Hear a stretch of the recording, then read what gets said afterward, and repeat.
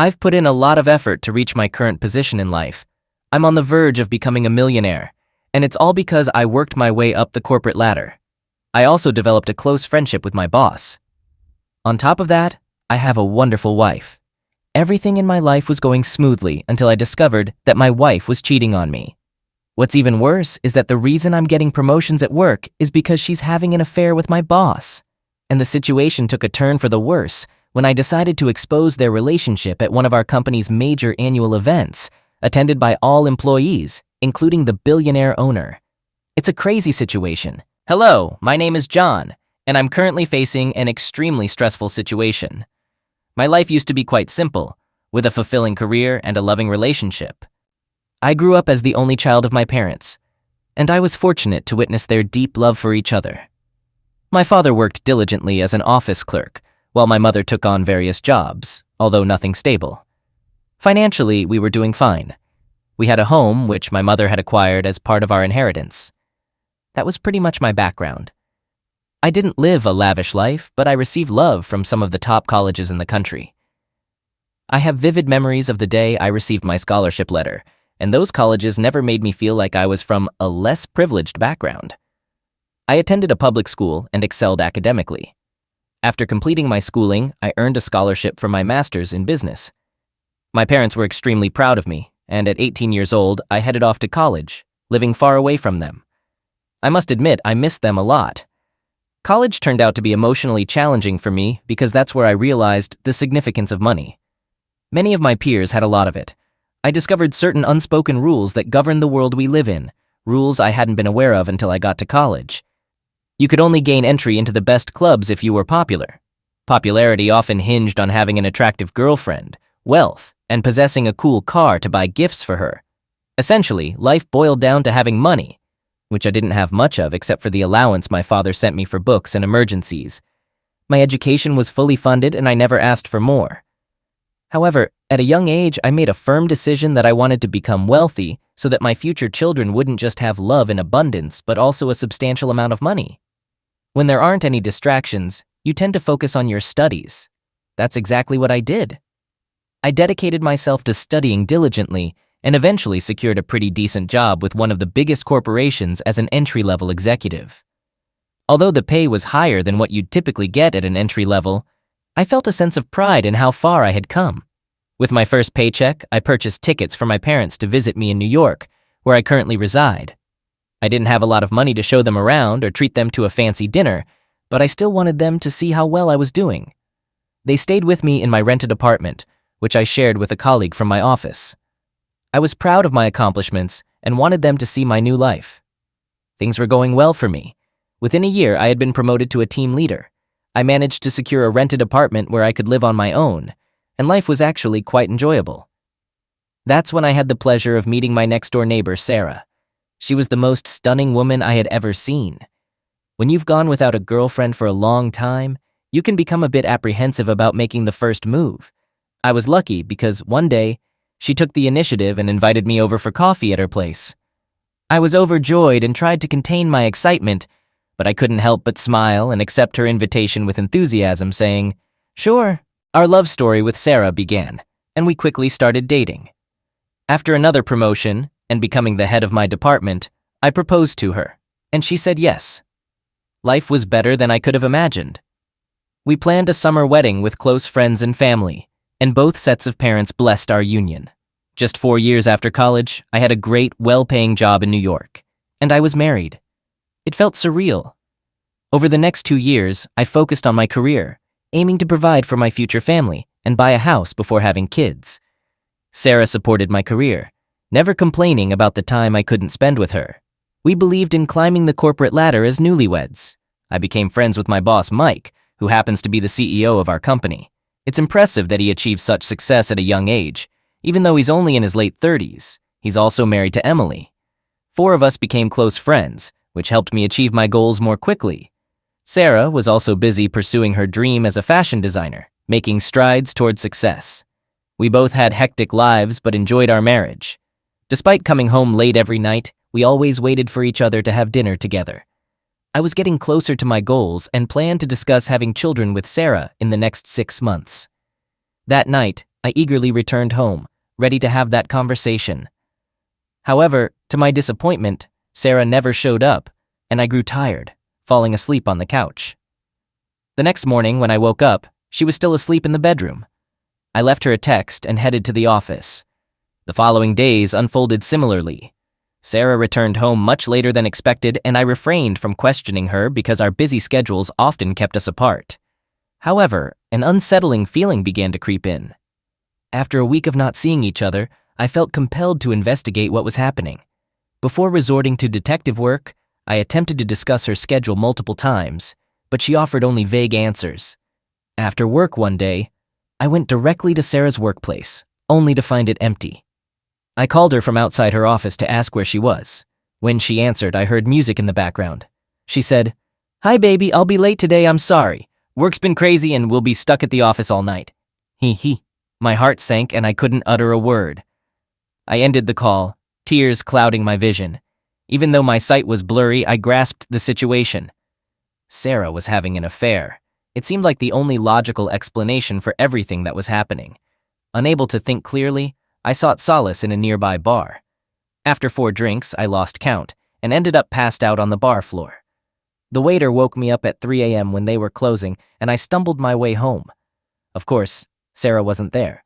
My head was spinning, and I somehow managed to fall asleep.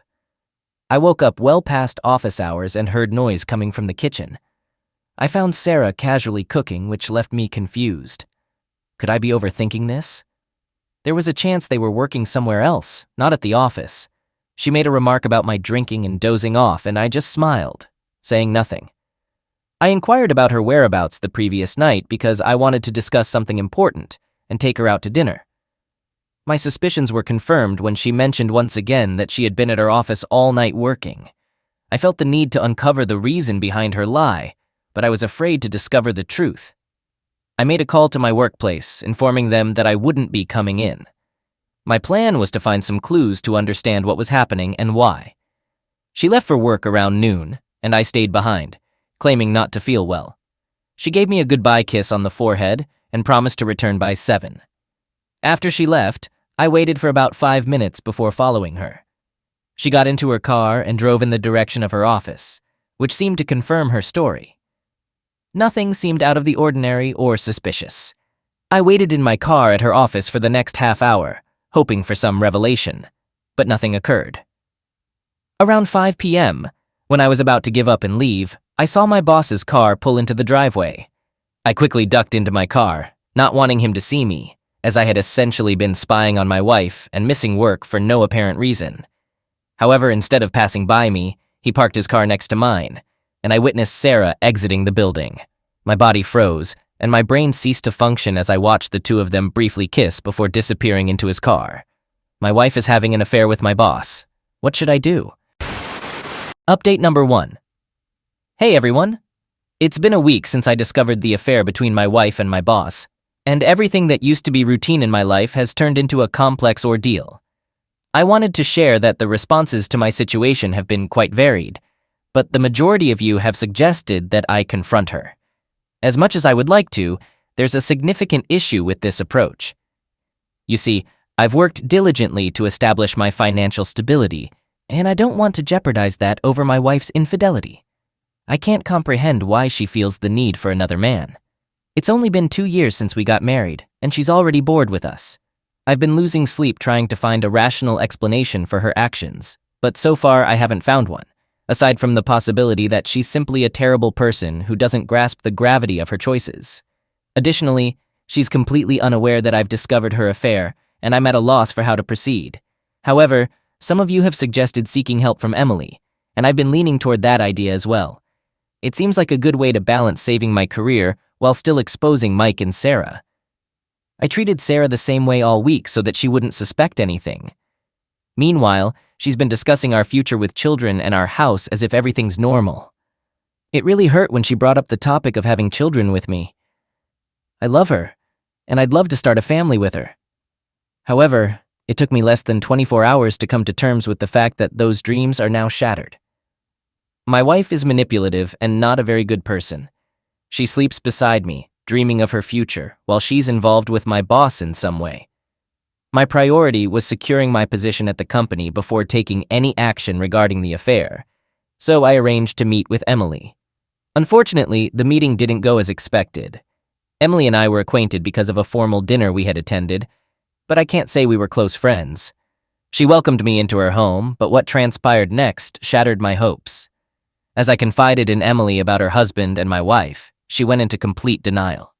She blamed me for having impure thoughts and found my accusations highly offensive. I was unprepared for her reaction and couldn't make her understand the seriousness of the situation. She rudely told me to leave her alone, and I complied. However, before I departed, I asked her not to inform Mike and suggested she investigate the matter herself before alerting anyone else. She simply nodded and gestured towards the door, signaling my departure. It was my cue to leave. 2 weeks passed and I hadn't heard anything from Emily. I was growing increasingly restless. During this time, Mike and Sarah's secret meetings continued at least twice a week. Sarah claimed she had to work late into the night and couldn't come home.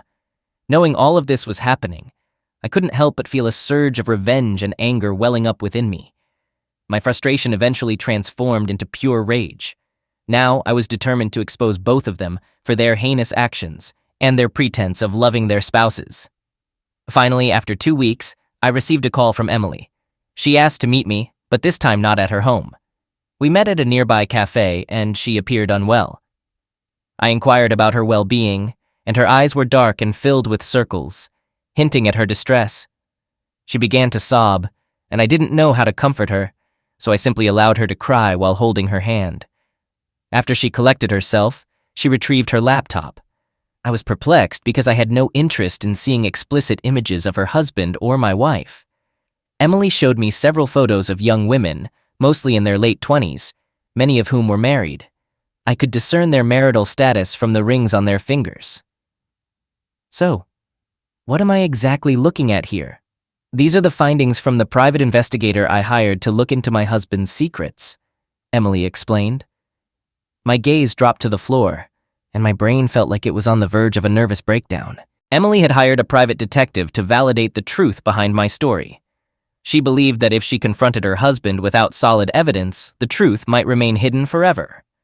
In her quest to uncover information about him and my wife, she discovered that Mike had been involved with 5 other women. My heart ached for her, and I felt remorse for my role in this situation. Emily appeared to be a kind-hearted person deeply in love with Mike, making it difficult to fathom his unfaithful behavior. With the remaining empathy in me, I turned to Emily and asked how I could assist her. What Emily revealed next was as surprising as the fact that Mike had been dating 6 different women. Emily's full name was Emily McNeil, and her father was the owner of the company where I worked. After Emily married Mike, her father appointed him as the CEO of the company. This revelation shattered my perception of Mike as a self-made young billionaire. Emily assured me that my job was secure and even promised a promotion if I helped her expose Mike's infidelity and facilitate their divorce. I readily agreed because I, too, desired a divorce. However, there was much at stake for both of us. Neither of us had any intention of giving a dime to our spouses in the divorce, so we agreed to meet again the following Monday at the same location. In the meantime, we needed to come up with a revenge plan that was both reasonable and justified. When it came to providing evidence, we had a substantial amount.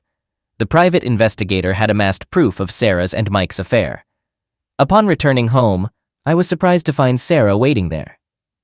She had prepared a nice dinner and urged me to freshen up quickly so we could enjoy it while it was still warm. However, my recent meeting with Emily had left me deeply troubled, and I couldn't keep my thoughts to myself. I openly confessed that I intended to divorce Sarah.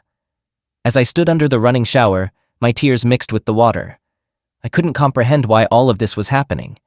Despite everything, I still loved Sarah and had dreams of a future together with her.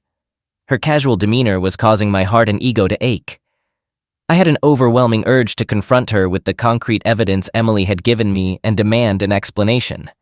However, I knew that if I took that step, both Mike and Sarah would become prepared for what lay ahead. Our plan to humiliate them and ensure they didn't get a single penny in the divorce would be compromised. Additionally, I couldn't bear to involve Emily any further in this complicated situation. So I went to the dining room after my shower and did the complete opposite. I talked, I laughed, and I had dinner with my unfaithful wife. She had no idea. Silly girl. Here's an update. Hello, for the past month, Emily and I have been meeting every Monday to discuss our plan going forward. I've received a lot of supportive responses for the step I'm about to take, and I'm grateful for this community. Sometimes it's tough not to lose sight of yourself and feel like the worst person on the planet for doing this to your spouse. But the positive words you've all shared show that you understand where I'm coming from. I don't want to waste my life's work on someone who's clearly having an affair with my boss. Yesterday was Monday, and it marked our final meeting before putting our plan into action. Emily and I spent a month gathering evidence and tracking their movements, how much time they spent together and what they did. Some of the information was hard to stomach, but Mike's file was much thicker than Sarah's, and I could see the shame in Emily's eyes regarding her husband's infidelity. Why do women think that if their husband is a jerk, it's somehow their fault? It's not. It's not. If anything, they should be relieved to leave them. And it's the best thing you can do for your own healing. We made the decision that we wanted to expose them in front of everyone, and the perfect opportunity was at our office event, which was just a week away. Quite ironic, considering I was a candidate for Employee of the Year, and Emily was going to be there presenting awards to the employees. That moment was going to be our chance to reveal the truth to everyone. Emily wanted her family to be present, and I simply wanted Sarah to feel the humiliation she had brought upon herself by toying with my love and emotions. Finally, the day arrived, and we all gathered at the finest 5-star venue in New York City. My heart raced, and I breathed nervously. Sarah, Emily, Mike, and I were all under the same roof, and our lives were on the verge of a major change.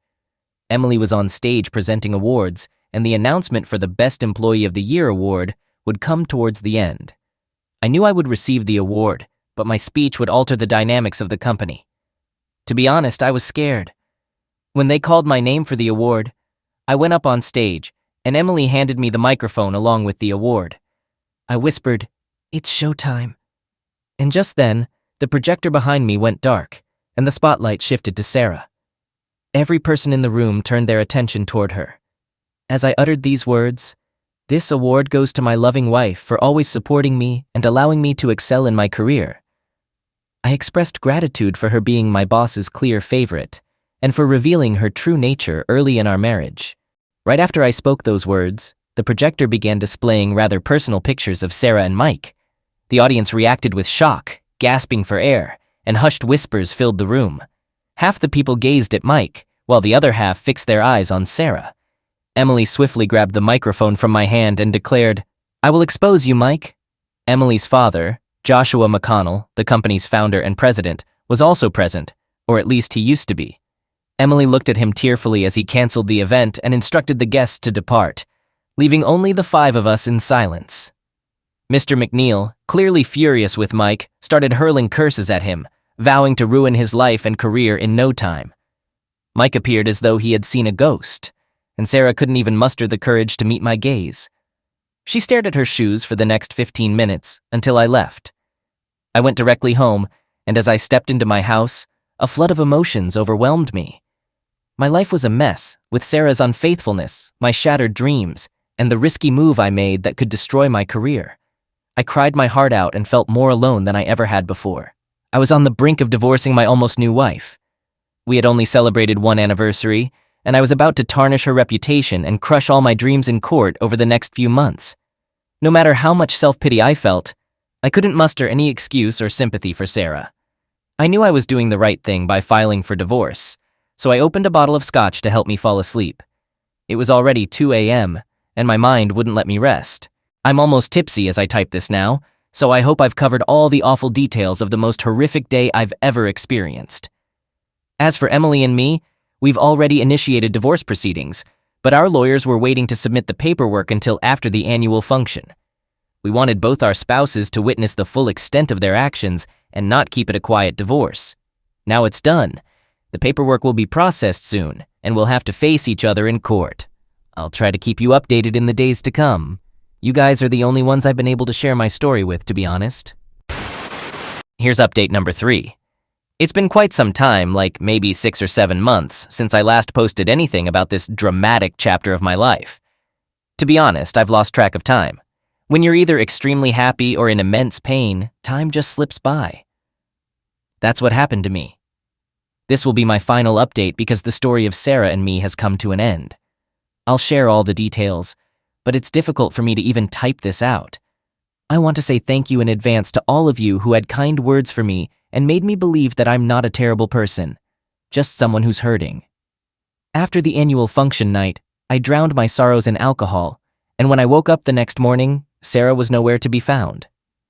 I didn't bother looking for her or trying to reach out when I was in a more composed state.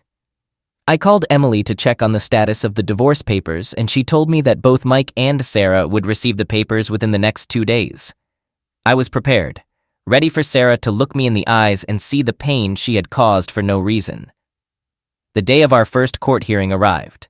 Our lawyers, handpicked by Mr. McNeil himself, were on our side, so I had full confidence in our representation.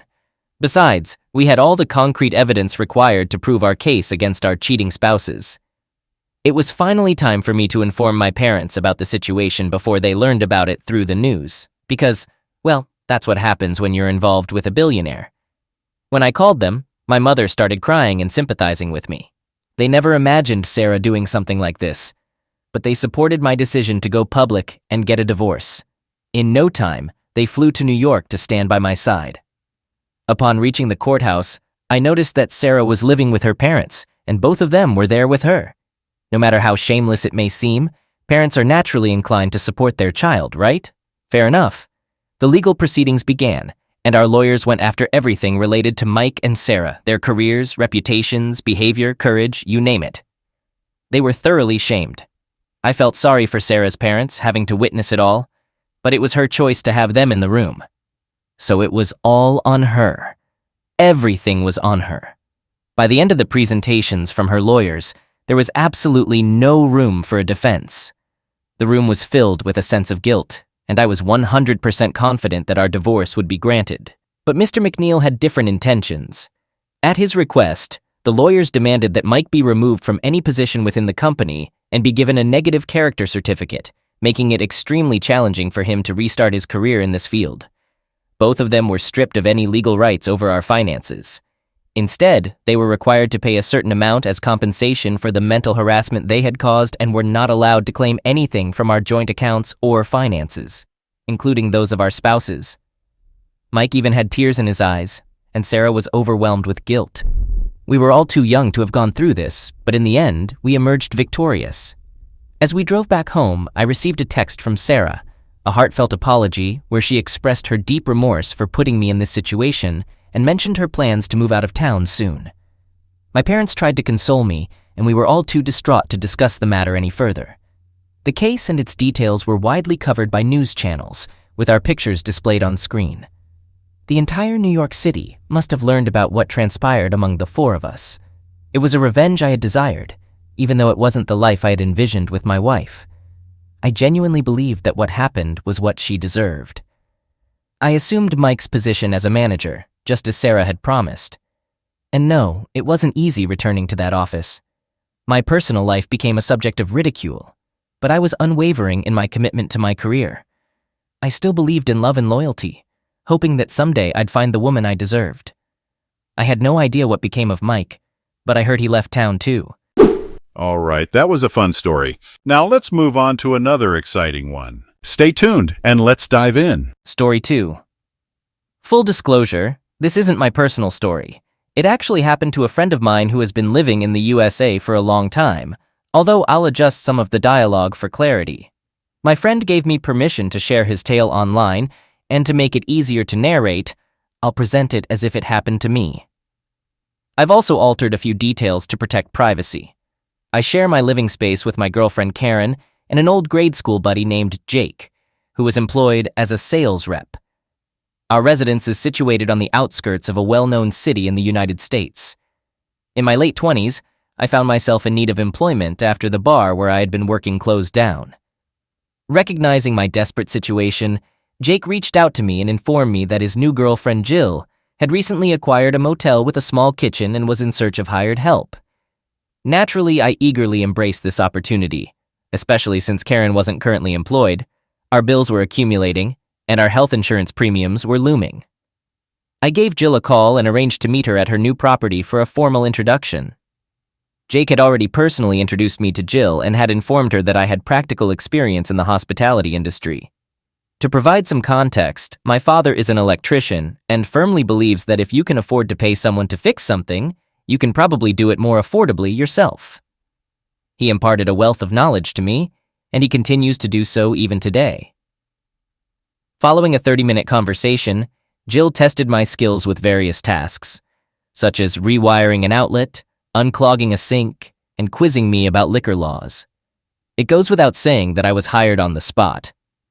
Initially, the work primarily focused on preparing the property for the business's opening. Jill had expected minor tasks like painting, replacing fixtures, and furniture, but we soon discovered that the electrical wiring was in terrible shape, requiring a complete rewiring. This posed a budgetary challenge for Jill, as it would have exceeded her financial plan. Fortunately for Jill, my father was between contracts and offered his services, utilizing leftover materials from previous jobs, which had already been paid for. Any new materials required would be covered by Jill. Regarding payment for his labor, my dad simply requested a steak and beer on Friday nights. After 3 weeks of assisting my dad, the wiring was not only completed, but also met all the required codes, and it cost significantly less. Jill and I spent the next 2 months painting all 15 motel rooms, the bistro, and the bar, as well as cleaning the kitchen and cool rooms. Jake would occasionally offer to help, but would always leave after 20 minutes, claiming he had to make a sale. Jill often worked late into the night because this venture was her dream. During my spare time, I would take furniture home to restore, returning it once it was in good condition. The business finally opened after 6 months, thanks in part to my dad's assistance, and it launched under budget. Jill managed the business and oversaw the kitchen, while I worked wherever I was needed, whether in the kitchen, at the bar, or tending to maintenance. I was on a salary, held the position of second in command, and could work in any role as required. Things were going smoothly for a year. Our business was profitable, my dad enjoyed his weekly beer and steak, Karen appeared content, and Jake continued working as a sales representative for a pharmaceutical company. One day I fell ill at work and decided to clock off early and head home. Upon pulling into my driveway, aside from a sinking feeling in my stomach, everything seemed normal. Jake's car was parked there, but that was to be expected since he lived with us, so I didn't think anything was amiss. As usual, I parked my car behind Jake's. This detail becomes important later. When I opened the door, I was greeted with the shocking sight of Karen and Jake engaging in an intimate act on the couch. Jake hastily grabbed his pants and made a quick escape through the back door upon seeing me. Karen and I had a heated argument that lasted late into the night. She tried to shift the blame onto me, suggesting that I was never home and spent too much time with Jill, even though our relationship was strictly professional. I eventually went to bed and suggested that she could sleep in Jake's bed as it seemed more comfortable for her. I also called Jill to inform her of the situation, as Jake was her boyfriend. Jill was understandably upset about Jake's infidelity, but admitted that she had suspected he might be seeing someone else. She kindly offered me a room at the motel until I figured out my next steps. The following day, I loaded my personal belongings into my truck. Jake's car was still parked there because I had blocked it earlier. I told Karen that she could keep the rental and the furniture. I informed her that I would return for my tools in a few hours and requested that she not be present. That afternoon, when I returned home to load my tools into my truck, I stumbled upon an unfamiliar bag beneath my workbench. Upon closer inspection, I discovered a significant quantity of small tablets. The way they were packaged and hidden led me to suspect they were likely party pills. A thorough search of the house revealed 2 more bags and approximately $12,000 in cash. It all added up, and I realized that Jake's supposed pharmaceutical sales job was actually a front for his pills-selling activities. It occurred to me that Jake might have given these pills to Karen for their intimate moments. I was furious at first, but then I realized I had everything I needed for payback. Jake's car was still parked in the same spot. I entered the house, took his spare keys, and put on some gloves I found in the garage. I stashed half of the money and 1 bag of pills in his car trunk. I removed his spare tire from the wheel well and concealed the bag there. The other 2 bags I discreetly disposed of down the storm drain in the alley behind my house. As for the $6,000 cash, well, Jake did cost me a house full of furniture, just saying. I sent a message to both Jake and Karen following the typical script for someone who's hurt. "I can't believe you did this. We were friends, blah, blah, blah. I've left. I hope you two are happy together. I then made an anonymous tip to the local police and ATF, describing a man matching Jake's description loading what appeared to be narcotics into a car that matched Jake's vehicle. I also provided a partial license plate number that matched his car. It didn't take long for law enforcement to locate the car and discover the pills. What I didn't anticipate was that Karen was driving the car at the time. She was later released when they realized she was driving the wrong car at the wrong time. However, a warrant was issued for Jake's arrest. As a bonus, I later found out that not only were the police after Jake, but his supplier was as well, since he had lost a substantial amount of product. Fast forward 3 months, I bought a house, still worked with Jill, Karen was expecting Jake's child, and he was on the run. I suspected she was staying in touch with Jake because she suddenly left the area when she was 8 months pregnant. 12 months after the incident, during a night of drinking, Jill and I mixed business with pleasure and started dating. That was a decade ago. We're now married, have 2 kids, and just opened our 3rd business. Dad still enjoys his weekly steak and beer. I heard a rumor that Jake and Karen ended up in Alaska, but I can't confirm it. I do feel a bit remorseful about it now because Jake inadvertently made it possible for me to be with Jill and live a wonderful life. I genuinely hope they're doing well.